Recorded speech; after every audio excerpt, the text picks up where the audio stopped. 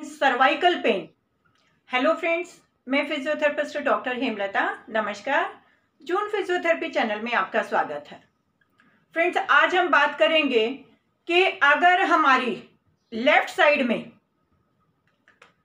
जाता हुआ pen cervical का पेन है या हार्ट से रिलेटेड पेन है। कई बार पेशेंट कंफ्यूज हो जाते हैं कि ये पेन कहीं हार्ट का तो पेन नहीं है।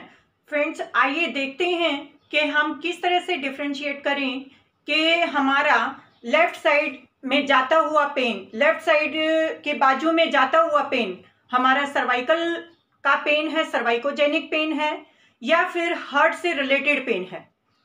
फ्रेंड्स, सर्वाइकल का पेन दोनों साइड हो सकता है, राइट साइड भी हो सकता है, लेफ्ट साइड भी हो सकता है और एक ही टाइम में दोनों साइड भी हो सकता है। हार्ट का पेन सिर्फ और सिर्फ लेफ्ट साइड में ही होगा। बट अगर आपका सर्वाइकल का पेन भी लेफ्ट साइड में है और आपका हार्ट वाला पेन तो होता ही लेफ्ट साइड में है, तो ये दोनों ही कंफ्यूज करने वाली बातें हैं। तो इनको हम कैसे डिफरेंशिएट करें? फ्रेंड्स, इसमें first and most important point है कि सर्वाइकल का पेन रेस्ट करने पर बढ़ता है, लेटने पर कई बार बढ़ता है, लेकिन हार्ट का पेन आपका चलने पर बढ़ेगा, लेटने पर घटेगा। जब आप रेस्ट में हैं, बैठे हैं या लेटे हुए हैं, तो आपका हार्ट का पेन इमीडिएटली डाउन हो जाएगा, कम हो जाएगा। लेकिन जैसे ही आप चलना शुरू करेंगे, आपका हार्ट का पेन बढ़ेगा। लेकिन अगर वो पेन सर्वाइकल की वजह से है तो वो बैठने के बाद बढ़ेगा और चलते ही आपको आराम हो जाएगा, पोजीशन बदलते ही आपको आराम आ जाएगा।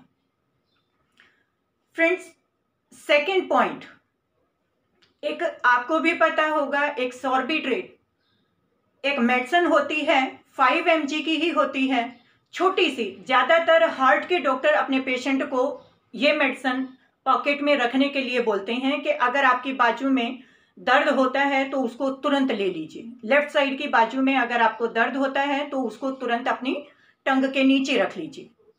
अगर आपका पेन वो टैबलेट लेने के बाद इमीडिएटली 5-10 मिनट्स में कम हो जाता है, तो वो पेन आपका हार्ट से रिलेटेड पेन है, लेकिन सर्वाइकल पेन में कोई खास चेंजेस नहीं आएंगे, आपका पेन एज इट इज रहेगा।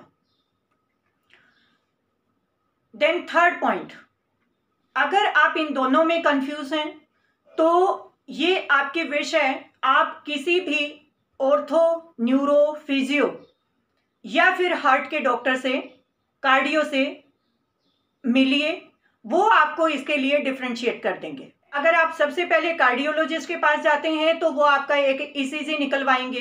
अगर आपके ईसीजी में डिस्टरबेंस नहीं है, आपका ईसीजी बिल्कुल नॉर्मल है, तो वो आपका सर्वाइकोजेनिक पेन है, हार्ट का पेन नहीं है। और कई बार फिर भी डॉक्टर को डाउट रहता है या पेशेंट को डाउट होता है, तो एक ट्रेडमिल टेस्ट या स्ट्रेस टेस्ट किया जाता है पेशेंट का और उस टाइम पे उनका ईसीजी रिकॉर्ड किया जाता है। अगर उस ईसीजी में डिस्टरबेंस आती है तो वो हार्ट रिलेटेड पेन है, और अगर ईसीजी में किसी तरह की कोई डिस्टरबेंस नहीं आती तो वो आपका सर्वाइकोजेनिक पेन है। फ्रेंड्स, अगर आप सबसे पहले ऑर्थो, न्यूरो या फिजियो के पास जाते हैं और उनको समझ आ जाता है कि हाँ ये सर्वाइकोजेनिक पेन ही है, तो डॉक्टर्स आपके सर्वाइकल के एक्सरेज निकलवाएंगे। अगर आप 30 to 35 ईयर्स एज से अबाव हैं तो आपके सर्वाइकल में कुछ चेंजेस मिलेंगे, कुछ ऑस्टियोफाइट्स मिलेंगे या फिर और भी कोई डिस्टरबेंस हो सकती है। उन एक्सरेज से आपके डॉक्टर फाइंड आउट कर पाएंगे, आपकी मसल्स को चेक करेंगे। फ्रेंड्स, आपकी वीक मसल्स की वजह से भी और आपके गलत पोस्चर की वजह से भी आपके नर्व्स के ऊपर कंप्रेशन आ सकता है, जिसकी वजह से आपकी दोनों राइट साइड की और लेफ्ट साइड की दोनों बाजुओं में पेन जा सकता है। लेकिन अगर आपका स्ट्रेस और पोस्चर खराब लेफ्ट साइड में है तो उसकी वजह से जहां भी नर्व कंप्रेशन जिस साइड में भी होगा उसी साइड की बाजू में आपका पेन जाएगा। और अगर आपका पेन सर्वाइकल डिस्क की डिजनरेशन की वजह से है या ऑस्टियोफाइट फॉर्मेशन की वजह से है तो वो आपका एक्सरे में क्लियर हो जाएगा कि आपका पेन सर्वाइकल की वजह से ही है। फ्रेंड्स, नेक्स्ट डिफरेंस है कि सर्वाइकल पेन में बीपी में कभी भी बहुत ज़्यादा डिस्टरबेंस नहीं आती है। ये है कि पेन होने की वजह से, अनइजीनेस की वजह से कई बार थोड़ा बहुत कुछ पॉइंट्स बीपी के फ्लक्चुएट कर जाते हैं। बीपी के अंदर बहुत ज़्यादा वेरिएशन सर्वाइकल की वजह से नहीं आएंगी। हार्ट के पेन की वजह से स्वेटिंग आएगी, एकदम से पसीना आएगा और आपका बीपी बहुत हाई हो जाएगा, लेकिन ये सिम्टम्स सर्वाइकल पेन में जनरली देखने को नहीं मिलेंगे।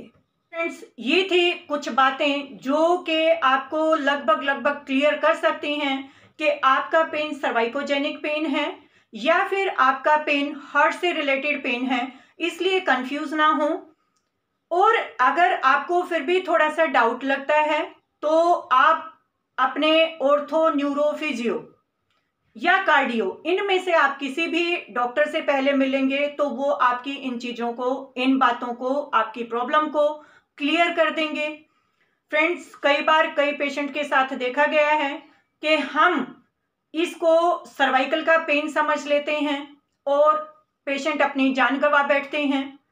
लेकिन अगर आपको थोड़ा सा भी डाउट हो तो प्लीज़ आप कार्डियोलॉजिस्ट से ज़रूर मिलिए। और फ्रेंड्स, अगर आपको ये डाउट है कि आपका पेन हार्ट का नहीं, आपका न्यूरल पेन आपके सर्वाइकल की वजह से है, तो आप फिजियो, ऑर्थो या न्यूरो में से किसी भी डॉक्टर से आप मिलिए, वो आपको क्लियर कर देंगे कि आपका पेन सर्वाइकल का पेन है।